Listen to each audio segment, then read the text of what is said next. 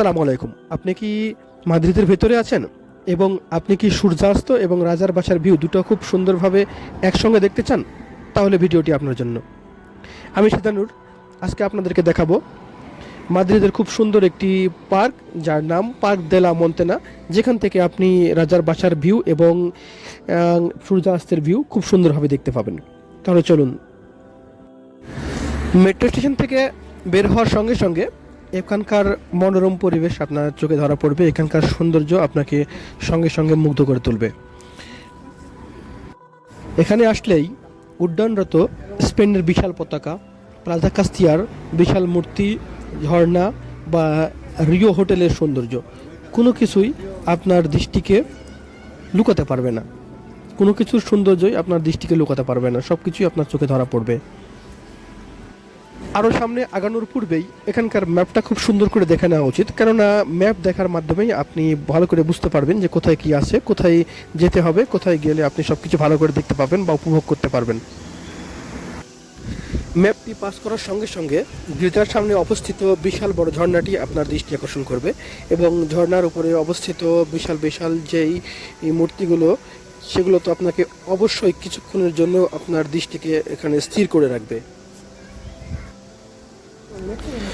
হালকা একটু সামনে এগুলেই আপনি দেখতে পাবেন স্পেনের কৃতি সন্তানদের ভাস্কর্য, কেননা এখানে স্পেনের অনেক কৃতি সন্তানদের ভাস্কর্য তৈরি করে রাখা আছে।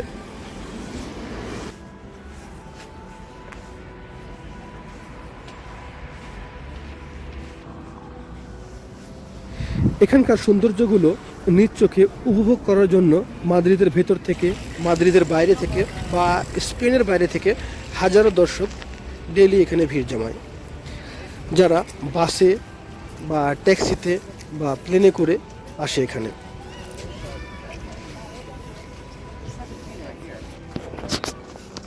মন্তানিয়া শব্দের অর্থই হচ্ছে পাহাড়, আর মন্তানিয়ার সৌন্দর্য উপভোগ করতে চাইলে অবশ্যই তো উপরে উঠতে হবে। So let's go. আসলে এই পার্কের মেন আকর্ষণটাই উপরে।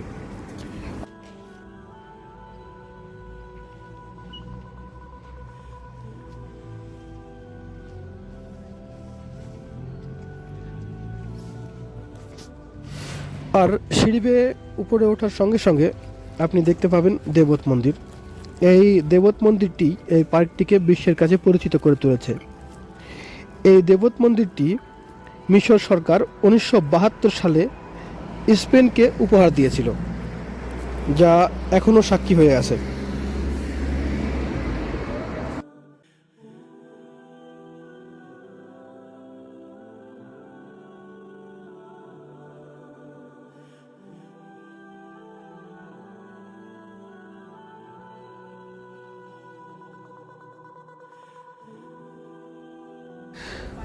দুপুরের এই তপ্ত রোদের ভেতরে দর্শক সমাগম কিছুটা কম দেখালেও ঘণ্টাখানিকের ভেতরে এই জায়গাটা দর্শকে পরিপূর্ণ হবে, কেননা মাদ্রিদের ভিতরে এটা একমাত্র জায়গা যেখান থেকে সূর্যোদয় এবং সূর্যাস্ত খুব সুন্দরভাবে দেখা যায়। এটা এমন একটি জায়গা যেখান থেকে রাজার বাসা খুব সুন্দরভাবে ক্লিয়ারভাবে দেখা যায়। এখান থেকেই রাজার বাসা, সূর্যোদয়, সূর্যাস্ত সব কিছু এক জায়গা থেকেই দেখতে পাওয়া যায়।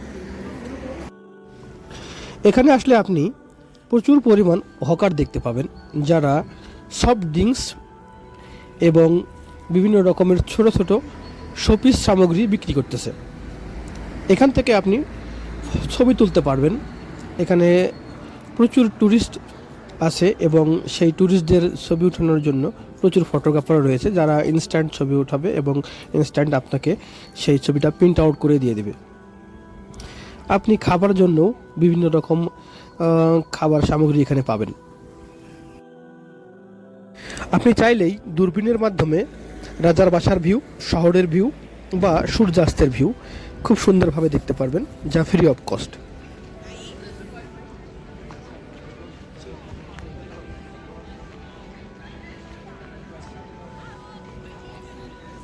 এই স্থানটি স্পেনের মানুষের কাছে অনেক গুরুত্বপূর্ণ স্থান, কেননা এখানে একসময় কোয়াতেল দে লা মন্তানিয়া নামক একটি সামরিক ব্যারাক বা দুর্গ ছিল।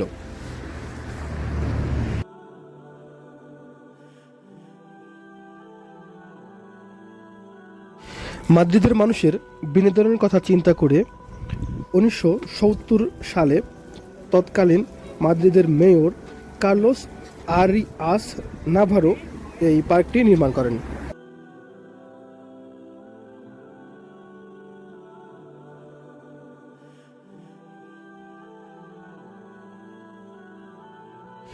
উনিশশো সালে স্পেনে গৃহযুদ্ধ সংঘটিত হয়েছিল, আর সেই গৃহযুদ্ধের সময় যে রক্তক্ষয়ী যুদ্ধ হয়েছিল তার সাক্ষী হয়ে আছে এখনও এই স্থানটি। আর সেই যুদ্ধে ব্যারাকটি ধ্বংস হয়ে গিয়েছিল।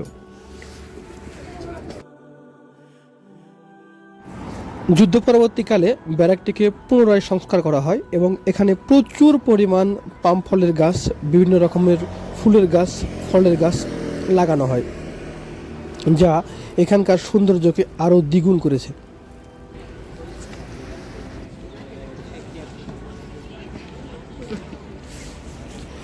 এখন সময় এসেছে কিভাবে এখানে যাব সেটা নিয়ে আলোচনা করেন।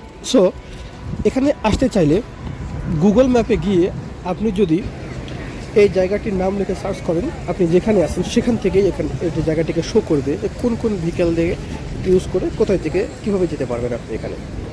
আমি যেহেতু সোলে আসি, এখন আমি সোল থেকে 3 নম্বর মেট্রো করে এখানে এসেছি।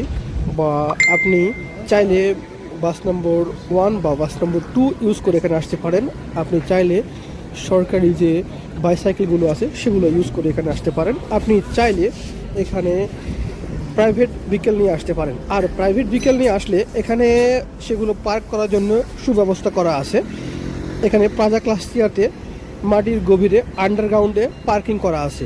তো আপনি প্লাজা কাস্টিয়ার আন্ডারগ্রাউন্ডের যে পার্কিং, সেই পার্কিংটা আমার ভিডিওতে এখন দেখতে পেতেছেন।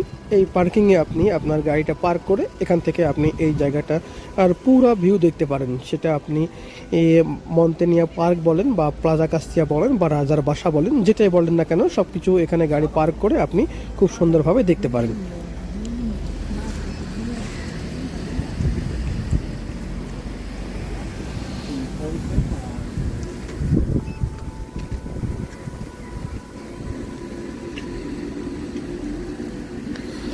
আর এই ইনফরমেশনের মাধ্যমেই আজকের ভিডিওটা শেষ করতেছি।